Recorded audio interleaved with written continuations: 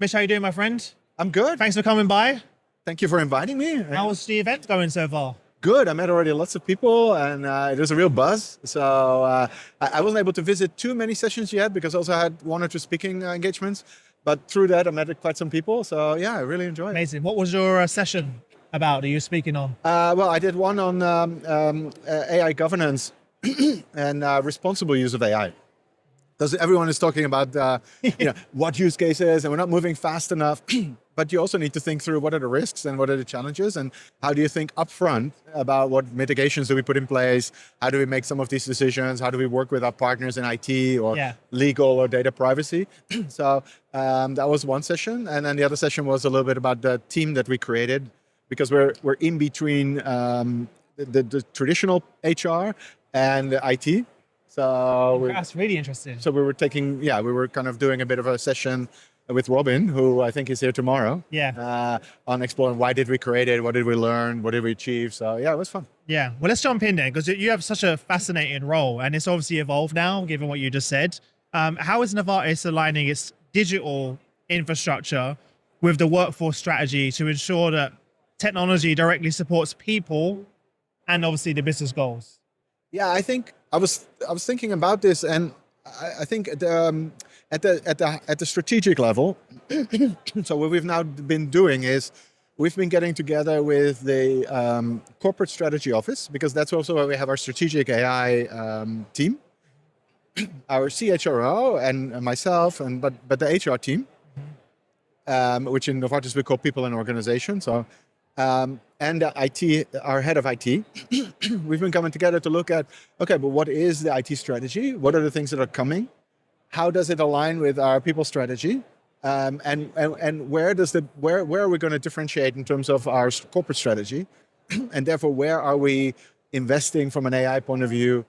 And then how can we partner better together? Because what we want to avoid is that the IT team, for example, based on the business demand, is developing all these beautiful solutions. But at the end of the day, people are not able to use them, or maybe people are worried about what will happen to their job, and therefore we don't get the ROI, or we create anxiety in the organization. But we also don't want the opposite, that we train everyone on AI, we upskill everyone, but then, for example, the technology wouldn't be there, or it's not moving in the same pace. So we've now starting to come together as a trinity almost. Yeah. Try to assess, okay, what are the topics that we need to discuss with the business about in your area, which jobs are going to change due to AI, when is that going to happen? So when is the IT infrastructure going to be built? And what other things need to be true in order, so data quality, skilling, rethinking about jobs, what other things need to be true in order for us to truly become AI first to the extent possible in healthcare? Do you have like a framework in those meetings? Because I'm wondering, like, how do you decide what to focus on, what to not focus on? Like, what is the framework do you use for those conversations, if that makes sense?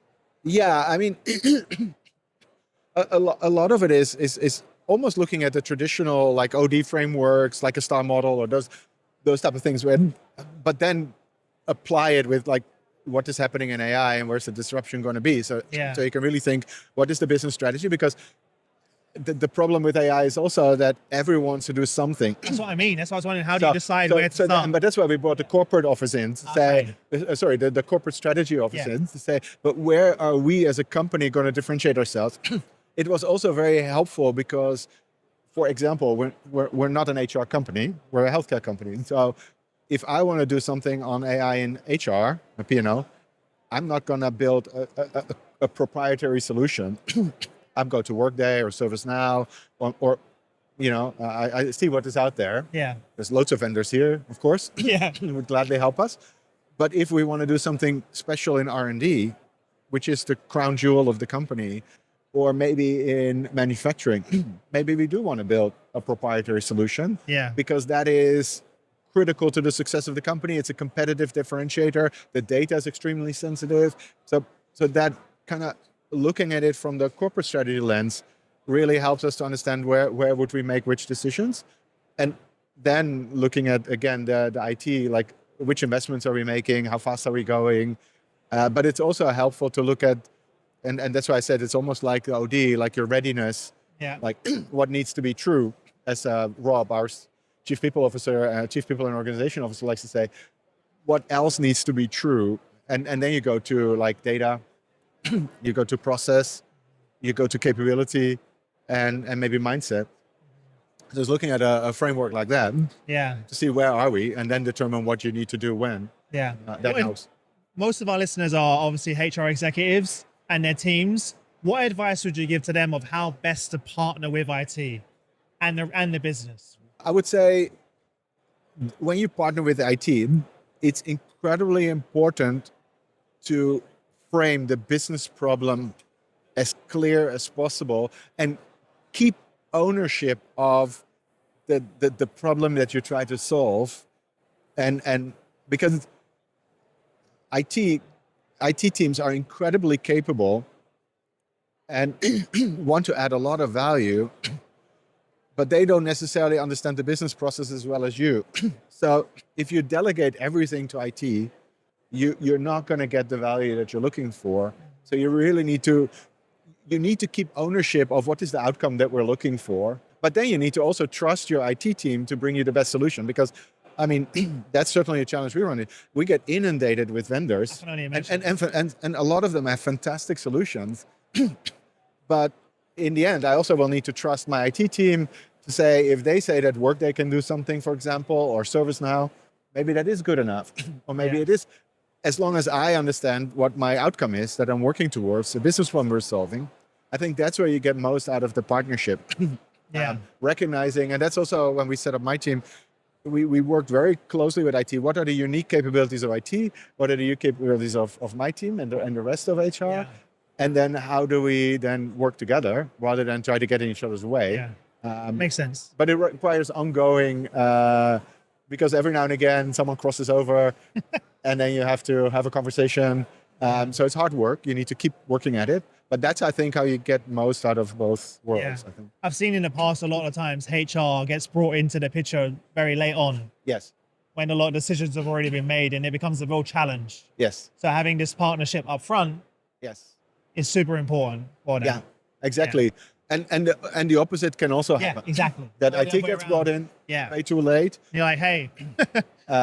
Business and HR get very excited about the possibilities, but then we forget, What does that mean? But I think the other thing that, I mentioned it, but that it's really important to think through, okay, the technology is one thing. The people upskilling is another thing. But again, what about your data quality, access to data? That's, I think, where the hard work is. Where do you start on that? Because we hear a few people have mentioned that during my interviews today. Where do you start? I think first, of course, you start, I think, with your use case. Like, what is the problem we're solving for, or what is the thing that we try to do? Yeah. Then from there, you work back. What type of data would I need? Okay. And then that's the part that you're prioritizing. So I'll give you an example. One thing we're working on is something, I think IBM is also pioneering it with Ask HR. Yes. We have something we call Ask P&O, and we're now working with IT to convert it into Ask Novartis. Is that an in-house build or with a vendor? We would like to work with a vendor, but we might build it yourself. See if we do. But we want to go to this Ask Novartis so we can create a good user experience. But then we work back to say, okay, but what are then the most common questions people ask HR? Because there's 1,001 things. Yeah. But most people will ask it for payroll, time management, maybe leave, holiday, performance management. Those are the things that most are hiring. So if those things are not clear, if we haven't curated that knowledge, if it's not accessible, if we're not updating it, if we're not acting on feedback, then this is where it's going to fall down. The experience, there might be tons of other things we need to do, but maybe that's step 2 or step 3. Yeah. If we can get decent answers on payroll-related questions like tax brackets, what do they mean? Or how many leave do I have? Or what's the policy in this country? Yeah. Again, where do I go for my check-in with my manager? How do I orchestrate it? If we can get decent answers, then that's where we start. Yeah. And then you start building it out to say, okay, now what are the next 20 questions but that we get? But get? then you've got another issue as well, though, right? Like where is the human in the loop? Yeah. Because you don't want an AI assistant, if someone has a challenge with their well-being. Yeah. You probably don't want that to be answered by the agent. Correct. As well. So there's a balance. Yeah. There as well. And this is, I mean, a bit to your earlier point about how do you work well with IT, and where this is again where from a P&O point of view or HR point of view, you need to keep control over the outcomes. And okay, I want the solution to answer these and these type of questions well. If this topic comes up, Send it to a human. it needs to go to a human. And Yeah. I don't know how well the product is in production, but the other day I listened to a very interesting voice demo from ServiceNow. And then exactly that happened in the demo. Like I got an issue with my manager after applying for leave, but then the bot kind of recognized the situation. And I said, I can't help you with this, but I know who can. And then, so that's the type of experience that you can create. Yeah. But again, you, as an HR function, you'll need to draw the line. Okay, this is okay for AI to answer. Here we want a human experience, human in the loop. Plus, I think the human in the loop is also on acting on the feedback. Yeah. Like making sure the knowledge is there. Then people give it feedback. This was helpful, not helpful. And then you can, yeah. Retrain the bot, update your knowledge. That's also, I think, where you need to keep the human in the loop. Are you thinking about embedding that into your existing communication channels like Slack or Teams so that there's one experience for people? That's the issue, right? It's like every company here has their own agent and you have multiple vendors internally. Yeah. So how do we make that one experience for everyone? Correct. And again, this is again where you work then closely with IT, because we might have all opinions and we might talk to many different vendors. But then you give your requirement to IT, and in this case, it's not only for HR, it's also for finance, for IT. You know, we all work with employee questions. Yeah. But then IT will help us assess the platform maturity, capability. This is the advantage of doing it with Microsoft Copilot in Teams. This is the advantage of ServiceNow. Okay, which way do we go? Yeah, ServiceNow. And then we evaluate and find the best solution. How is this? Have you had to build new capability within your own team now with this shift in terms of the skills and capability within your own team? Yeah. What does that look like? Yeah, so we had to bring in, I call it AI and innovation director, but we had to bring in an AI director to help us evaluate use cases, to work with IT, to come up with our upskilling strategy. We brought someone in for upskilling HR people on AI. And then I think what we're not done yet, but what we're thinking of is, do we also want to bring process experts into our team, but with an AI first capability or mindset? Because we do have process experts in the company. Yeah. But have they already kind of said, okay, can AI do it? Then how do I redesign the process completely? And then where does the human fit in? Yeah. So that capability we don't have yet, but I'm thinking we should try to probably build that in. Yeah, that's going to be really interesting because they're going to become, AI orchestrators. Yeah. In the organization, right? Yeah. And that's a kind of a new role that's kind of emerging in the business. Correct. The role of someone orchestrating AI, because Totally. Yeah. And I see also a lot of in our own team, but I also see a lot of people in HR. They need to kind of adapt. Like, I mean, I'm using recruitment as a favorite example, and we haven't gone that road yet. But is it, if you're a recruiter, do you like to do interviewing, or do you now need to think about and maybe interviewing you would still do? I'm not saying that we automate everything. Of course, there is the need for the human connection. Yeah. Or do you need to think through? Is part of your job now to think through how AI can be successful to take some of your tasks? Yeah. You can spend more time interviewing. Yeah. Because you've removed a lot of the repetitive tasks. So it actually becomes scheduling. more human. I think that's the misconception. Is like AI is going to make it less human. Yeah. In many ways, it makes it more human because you remove some of the process. And tasks that AI can do. Exactly. But then have you thought, exactly, and have you then thought through, but how do I then make sure that AI is successful? Otherwise you start complaining, the technology is not mature. Yeah. So now I still need to do the admin piece because have you spent time curating the knowledge? Have you spent time training it? Have you spent time giving it context? That's now part of your job. And then the other job is, the human connection, the working with the candidate, creating a good candidate experience, finding the right talent for the organization. Just to pick one example. But yeah. Before I let you go, because I know you got to have lunch. It's okay. As you look ahead, what are you most excited about? I'm most excited about creating a better experience for people, making things simpler, meeting people where they are. And so not having to wait for an HR person to answer a question, but to really when you have a need or a query, whether you're a line manager, whether you're an employee, whether you want to look at your talent data, when you want to look at, hiring someone or onboard, when you need it, you have access to this information.